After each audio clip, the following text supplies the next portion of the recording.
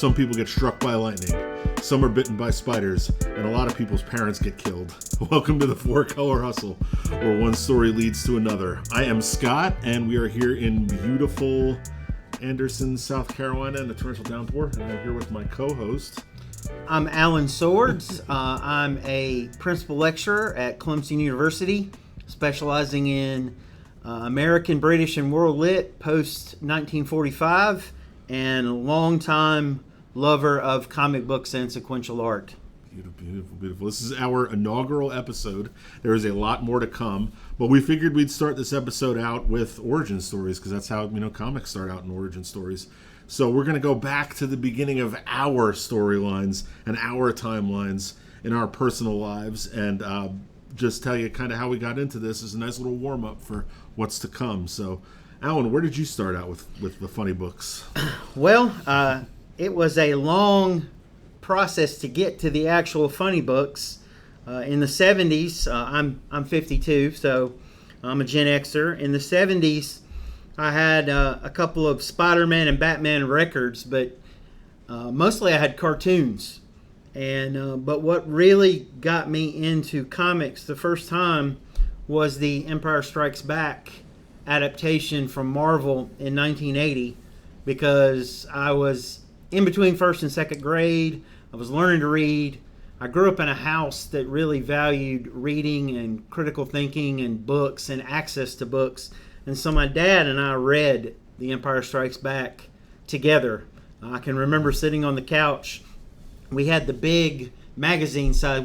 I didn't know that until later, I didn't know that they put out 6 issues of a Marvel comic book. I had just the big magazine, and it was the whole story in one.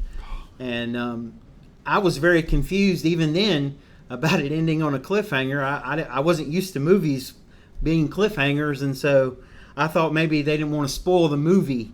But then I went to see Empire Strikes Back, and of course it ended on a cliffhanger as well. But yeah, I mean, really just cartoons, records, multimedia, what we would call multimedia now. I mean, we didn't have but TV and radio, and I didn't have, I don't know about you, but we didn't have cable around here. No, we didn't either. Because we lived in the country. Yep. But what really got me into comics, in terms of collecting, there's 2 stories actually. I had a friend down the street, and he had just giant stacks of Marvel 2-in-1 featuring The Thing. And he started telling me about, you really need to read comics and enjoy these stories. And he told me about Marvel Superhero Secret Wars. And I said, what's that? And he said, well, it stars all of the Marvel characters together. And I wasn't savvy enough to realize that didn't happen a lot. Mostly the comics were kept separate. You had different little editorial offices, different writers and artists overseeing characters. So that was, part of it. He got me looking for Secret Wars, but I also discovered G.I. Joe. And my first comic book that I actually ever got at a convenience store called Fast Fare, they don't exist anymore, but it was G.I. Joe 23. And I saw a commercial. I don't know what happened in 82 or 83, because I was collecting G.I. Joe toys, but I didn't really know much about the comics other than seeing the occasional advertisement. But I got G.I. Joe 23, and that sucked me right in. And my house is just down Highway 29 from a big flea market called the Jockey Lot. And I went out there, and there was a man, his name was Fred Upton, and he had a little hut, a little trailer, and a little sign with Wolverine and the Punisher on it, and it said House of Comics. And I thought, wow, a place that just sells comic books. I couldn't believe it. And so we went in there, and my mother was with me, and I got the newest issue of G.I. Joe 24, and Marvel Superhero Secret Wars was on issue 4, and my mom bought 1, 2, and 3, and 4 because she wanted me to read. My parents wanted me to read. They wanted to encourage me to be a very literate person. I don't think they knew I was going to be an English major or a professor, but so once I got into G.I. Joe and Secret Wars, then I got Amazing Spider-Man 252 with the black costume, and then Uncanny X-Men and New Mutants with Chris Claremont, and off we went. And so I was really a Marvel zombie there for the first 3 years, really, that I was into comics, 84, 85, and 86. What about you, Scott? Oh, that was that's about when I pick up, is about 84 or so, I would say. Around that time, this was back in, of course, I'm also Gen X as well. This was back in the 80s, before the population really had a good idea on what dyslexia was. It was before the Cosby Show episode where Theo was seeing letters in the wrong order. Mine was more of a phonics-based issue. So the phonics, I had a hard time, my brain has a hard time deciphering those. So my mom, once again, moms in all their infinite wisdom, would realize how I would always check out in Pathmark. I lived on Long Island at the time, and Pathmark was the grocery store back then. And it was one that was closest to our house. So she would roll me out in the cart, my little sister in the bottom of the cart, and me sitting in the front, and she'd notice I'd always look at the comics, the digest books that were there as the impulse sale right by the register, and I'd look at them every week, and then eventually she just picked up a Jughead digest and dropped it into the cart for me. And I guess she had the idea of, we're going to put words with pictures for him, so it'll help him a little bit more understand what the words mean by having Jughead eating a hamburger and talking about it or whatever. As simple as it sounds, it actually honestly worked. And then pairing that with watching, at that point, the Spider-Man live-action show that was on TV, I ate that up. Oh, yeah. Non-stop. Super Friends, stuff like that. Again, multimedia, which is why I always think it's so funny when people like to gatekeep comics by saying, you only are into this because of the movies. Pretty much that's how all of us got into it, was from some other spot. I don't know if many people just walked up to a comic rack and pulled off issue 4 of Watchmen and just dived in, but Right. But having learned through reading Jughead and stuff like that, I had an older cousin that lived around the block from me. A lot of the neighborhoods in Long Island are set up like that, where pretty much you've got a cousin that lives on every block, big square all the way, grid all the way out to the city. And I'd go over there and he'd watch me, because he's almost exactly like to the month, like 10 years older than me. And he was real into nerd stuff, so it was always from day one. It was Planet of the Apes, it was Star Trek, it was and it was Star Wars, lots of Star Wars. But he would let me play with his at that point, his comic book Mego action figures were way too exalted, so I wasn't allowed to touch them. But I could play with his Planet of the Apes ones. So he would set them up at the end of his hallway and let me shoot rubber bands at him and knock them down one by one. And I remembered always being into. I still vilify half of the ape characters, even though they're good characters.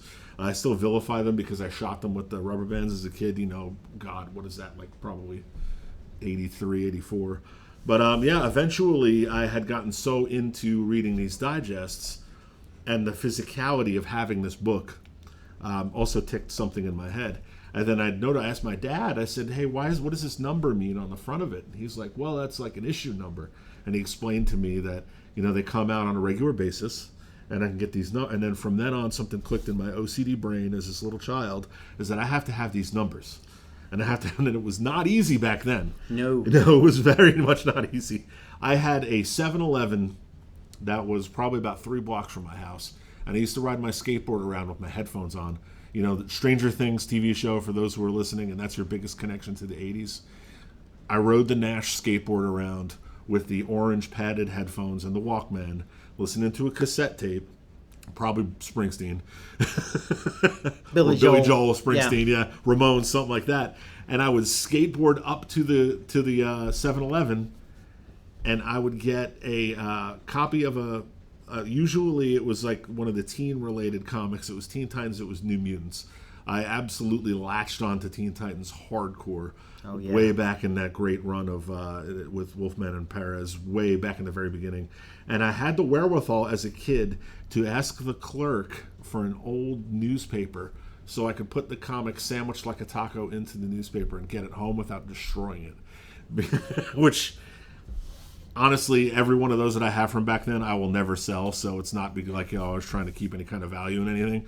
But I still have them, damn near 40 years later. So that's pretty great. So yeah, eventually having all this stuff in sequential order and then learning to not only read but to love reading, and to that also springboarded into reading novels and lots of poetry and stuff like that too. So it was definitely more than what my mom had ever hoped for, and moving into not just collecting and having millions of these comic boxes laying everywhere, but I remember one specific moment standing on that sidewalk in front of that 7-Eleven with all the trash in the parking lot and all the cracked paint everywhere, holding the skateboard in one hand, and I can't remember what issue of Titans it was. I'd have to go flip through all of them. And I said to myself, one day I'm going to have every single one of these. And it took me about 30 years. Yeah. Because I refused to buy them online. I have to have the experience of picking them up. Maybe we could do an episode about that later, Yeah. about the hunt. Because that's a lot of fun. And, it is. The hunt is what it's all about. And I completed my run of Marv Wolfman Teen Titans, which went, what was that, 13 years? Was it 1980 to 1980 to it was around 93, 94. Yeah, 93, 94. It was I think Titans restarted in the mid 80s, and the original title became Tales of Teen Titans. And Nightwing's first appearance. And then that eventually expired, but New Titans went up, I think, to issue 130. Volume 2. Yeah. Yeah, it was that obsession of having these stories and having this I don't know about escapism, but and learning from these characters, because from an early age I took on what I can pull from stories to kind of help me in real life, which is also another reason why I latched onto Star Trek so hard and stuff like that. I was also super into G.I. Joe too. That was fun that we both have that one there. I loved Spirit so much. Spirit and Stalker were my favorite people in the world as a kid. Got some of those comics, but I didn't really get those on a regular basis until they started to get really hard to get a hold of later on. Just interesting that you bring up Mego. My neighbor that had the Marvel 2-in-1s, he had almost all the Marvel Megos, whereas I had gotten Batman and Robin and the Batmobile for Christmas, I believe, in 1977. My first real exposure to Batman was Adam West. Yes. But interestingly enough, Mego was really a gateway for so many people to realize that there were stories that were the basis for even creating these characters in the first place. And so I really loved the fact that there was synergy between what I was playing with and what I used my imagination in these stories that we got to enjoy. And I really liked the nature of, I've always loved, ever since The Empire Strikes Back, but in comics I love the idea of, okay, well, the story's over this month, but you're excited to come back the next month, and it's not, everything all at once. And what I loved about Marvel in the 80s, say what you want about the late Jim Shooter, but he really had an editorial policy of this: every issue we put out is somebody's first issue. And while it might not be an origin story, it had a recap page and it had editor's notes to let you know what had been going on. And so even in G.I. Joe, where they would say, see issue number 4 or see issue number 8, that really got you interested in what had come before. And at House of Comics, like I said, I started with G.I. Joe 23, and I don't remember, I never got 21. 21 is the famous silent issue. I never got that as a first print. Yep. But I went back, and the owner of House of Comics helped my mother get issues 1 through 15 for me. Oh, man. And I got 16, 17, 18, 19, 20, and 22 either as reprints or as fairly cheap back issues. And that allowed me to sort of go back and say, all right, this is what I missed. And then I was also watching the cartoon. And so it was really great because you had the toys, you had the cartoon, and you had the comic. And it was really a way to immerse yourself in a world and grow your imagination and grow your ability to think and form ideas. And so I will always be in debt to my parents for not only encouraging literacy, but enabling me to enjoy all of these stories, to where I'm still enjoying them today. Some almost 41 years later. Yep. And getting to pass it on to other people as well, which is actually how Alan and I had pretty much met. Yeah. Let's talk about how many years ago that was. After I had moved away from Long Island, I came down here my 11th grade year, I would believe it was. It's hard to remember. It's funny how it gets hard to remember after that amount of time where you can't just do math. But I moved down here, and I had lived on a street where I found out I went out wandering one day, and I found out if I cut through the woods, I would come back up on Main Street of the town. And it was like an old service road, which there's actually a connector road there now, which is funny. Yeah. That I had the wherewithal to walk down this thing that would eventually become a gigantic connector road in our town. But it opened up near a comic shop, which was super useful to me, because where I came up, strangely enough, on Long Island, there were like 2 comic shops at this point. This was probably mid to late 90s. And I came here, and this town, which is like not even 20% of the size of what I was there, had like 6 shops at the time. I had no idea. But at the end of this road was this shop that was down there where I had met Alan and Wayne as well, who is the owner of Empire here. And I'd met them way back then, and it was when Executioner's Song was coming out for X-Men. Yep. I had started this out when I was on the island and then finished it here. So that was, 13 issues, I want to say, or something? And it was across every mutant title. Yeah, I think it was actually 16. But Giant, yeah. Massive. I think it was like 4 issues of each of the core titles. Oh, man. or maybe it was 2 of each of the core titles. But yeah. I remember the polybags and the trading cards. The polybags and the trading cards, and I had to... Wayne actually... and great ups to Wayne for this after all these years. We could talk about from the selling hustle of the whole thing is that he had convinced me to get one for the bag and one to open up and read and keep the card for. So I think I still have a couple of those. Maybe I should bring them up and leave them for him one day. But they're worth less now than they were then. Well, and I think, too, that both of us are really in this for the love of the medium. Absolutely. I mean, I don't mind having a book that's worth a little bit of money, but that's cool. Anything I buy, I want to read it, and I want to keep it, and I want to enjoy it. Yep. I don't really care if it becomes the next hot thing. I probably cared about that more in the 80s and 90s than I should have. Yeah, but we all did. As I've gotten older, I just realize I buy what I want, I enjoy what I want, and I just do it because it's really, really fun. It's a really fun hobby. And, I remember the first time going into the store where Wayne worked. And it was really amazing because in the 80s around here, other than the Jockey Lot, there weren't any real comic stores. And so everything was newsstand. And to find out that there was something called the direct market that sold only comic books, I thought that was incredible. It's the same thing. Like, we didn't have Toys R Us when I was growing up. It didn't get here until I was in middle school. Yeah. But I thought, wow, what a great concept, a store that only has the stuff I want to look at, and I can enjoy that. But yeah, I just think that it's really, really a fun hobby.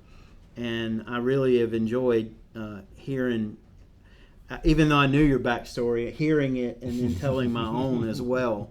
Because I can remember those days where you would come up to the store and hang out, and we would talk about new releases, and we've been doing that now for 30 years. Yikes! Yeah, across different places and different times, across the different spots and towns, and also to have met people just over the years that still come in every Wednesday and get books from me, or I'll see at a convention or something because we do comic conventions in the area. And people that'll just pop up. And I've got my buddy Rick specifically, who comes by with his 2 young sons now, who are, and my buddy Halen, who comes in with his son, who his children are the same age that he was when I met him, which is a little scary because one of them looks like just like Control C, Control V. And it's like seeing Halen all over again. But it keeps on going. And obviously you have a big... you do that a lot at work as well. Have you also talked about some comics in classes as well? Oh yeah, I teach a variety of literature classes at Clemson. Mostly I teach a class called English 2150, which is American literature post World War II. And I really because I've been teaching now I'm going into my 24th year starting in 2 weeks when the new semester starts. And I'm really able, because of my abilities and because of the trust I've built up and the reputation, I'm able to pick what I want to teach. And so sometimes I will have, like this semester coming up, I have one class where I'm calling it The World's Finest, Stories of the Man of Steel and the Dark Knight Detective. And we're going to read Superman and Batman books and then read them together as characters as well and look at various kinds of media.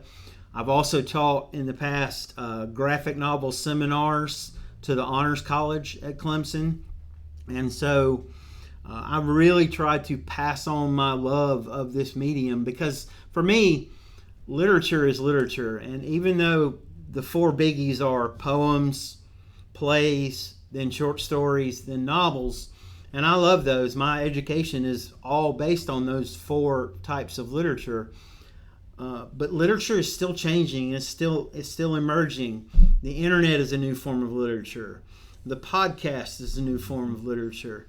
But comics, to me, are one of the great inventions of the 20th century. Even though they have roots in the 19th century, but really the 20th century, along with radio and television and the internet and film, but to me, comics are right up there.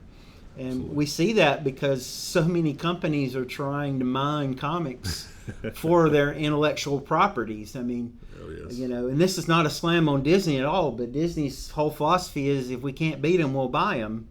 And if you'd have told me when I was the age we're talking about where we were growing up that Disney would own Lucasfilm and Marvel and Pixar didn't exist, but if you'd have told me they were going to own all these companies, I would have been stunned by that because it was Marvel's over here, DC's over here, and Star Wars is over here, and Star Trek is, and now all these companies are acquiring intellectual property. So yes, I definitely bring it into my classroom, and I've mostly gotten positive feedback from my students that they thought, well, I didn't think there was much to this, and I realize now there's more, and I want to read more. And I have, and I think this hopefully will be a future episode, but I have different books that I give to people that say, if you want this kind of story, this is the work that best represents that.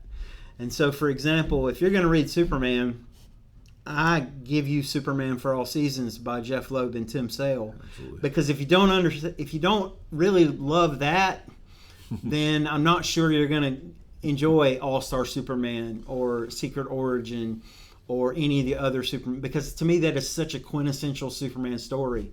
But I think every character in all the major properties all have that iconic story, and I would love to do an episode in the future about that, about the books that we share with people to get them into these characters we love.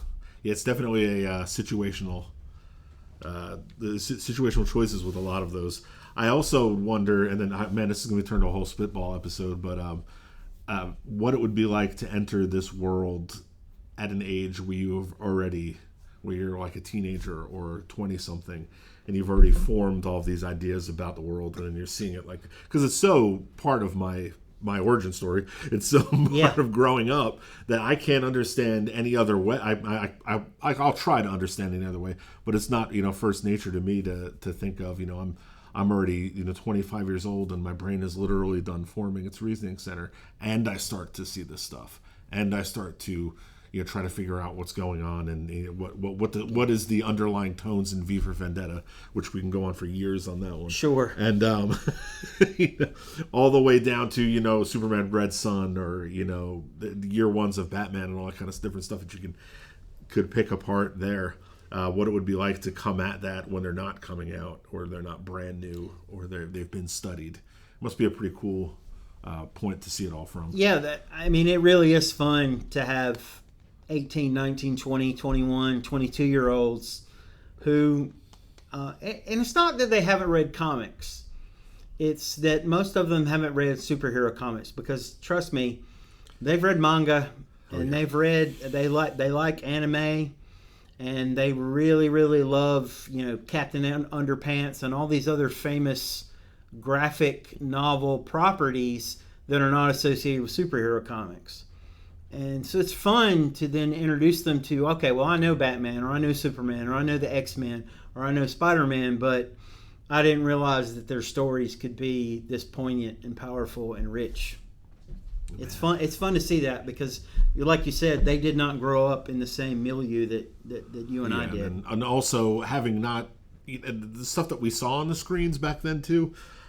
Just seeing what was the Incredible Hulk on Trial TV special? Sure. Yeah, like things along those lines, and reading Planet Hulk, and I just wonder what it would be like to be able to come in and having both of those available at once, and just the level of storytelling that is so available to them now is phenomenal on a weekly basis. And the internet makes everything so available at your fingertips, and if you know where to look and you know how to look, you don't have to worry about, well, what happened 10 years ago in this random issue of Spider-Man, or this random, you can find that out very, very easily. So I really think it's a great time because there's so many good comics out, but there's also so many resources to help you enjoy those, whereas we kind of had to figure out things as we went, and if we had friends, then we talked about it with friends, but in a non-internet world, it was a hard world to break into. Yeah, it definitely was, and it was hard to continue in as well because it wasn't like you were so able to go get the next issue, like that G.I. Joe issue you were talking about, that first Storm Shadow appearance. Sometimes you just had to trade with your friends until you got like 3 parts of the 6-part thing together, and then you missed one, and then you read the end, and you would kind of just go back and forth. And it also drew a lot of my friendships together. The whole eventual water cooler thing, like when we were all watching Lost and Breaking Bad, and you're like talking to your friends that week. We're standing at the bus stop. Oh my God, I just read.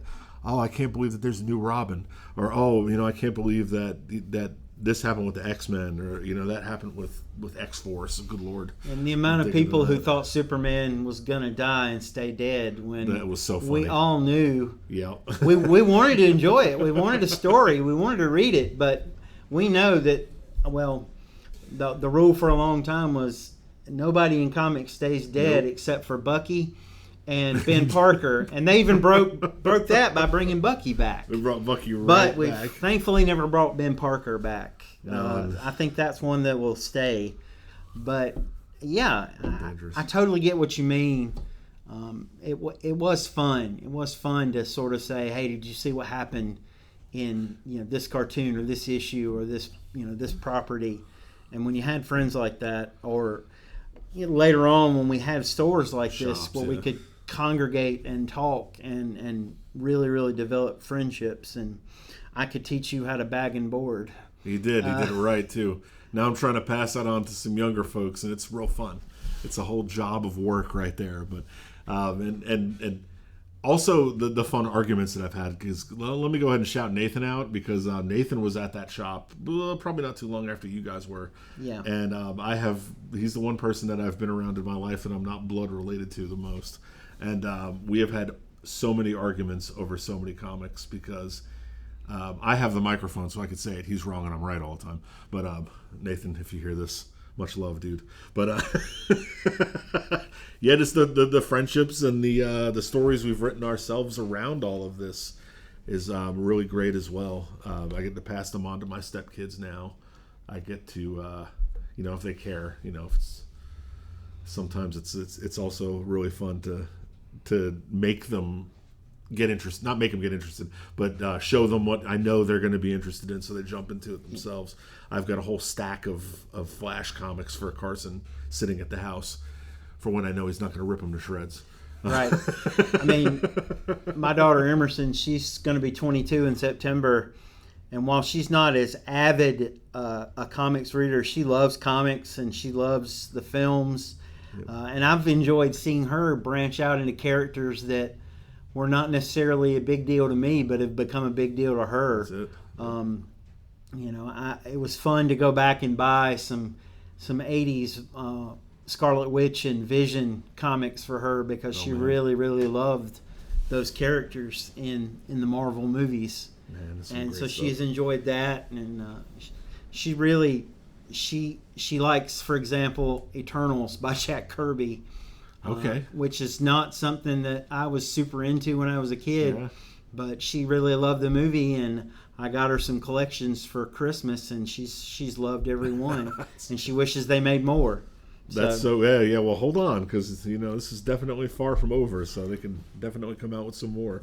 There's been some stuff that have come back. Again, another idea for another episode is comebacks, like Bucky Barnes and Jason Todd and stuff that we never saw coming. Right. Like who could have told me that Guardians of the Galaxy was going to be like such a great film and spawn great comics afterwards, when all I could think of was that book from the 90s. Right, which has none of those characters. None of those characters in it whatsoever. Maybe Yondu every now and then, but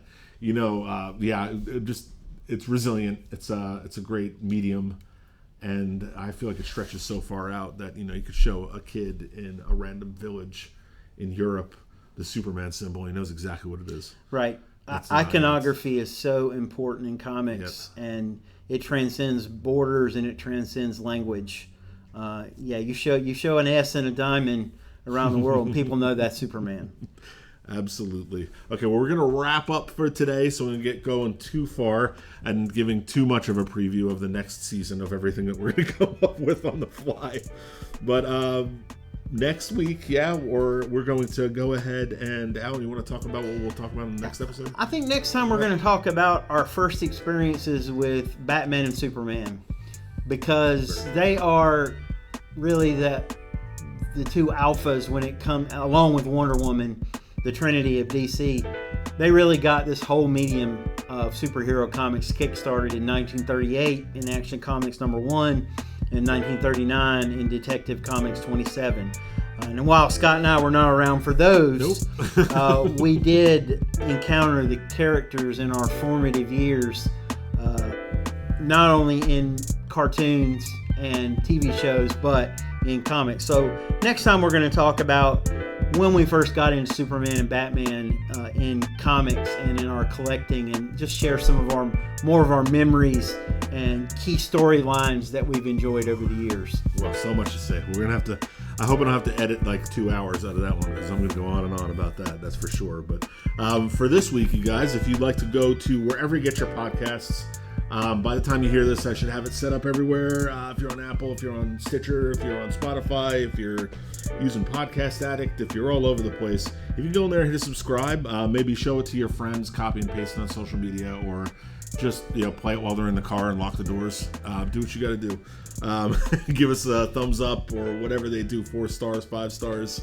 Like and subscribe. Just like and subscribe it, pass it around. And we'll go ahead and see you on the next one. So from our shop to your spot, you guys have a good night, and we will catch you in the next issue.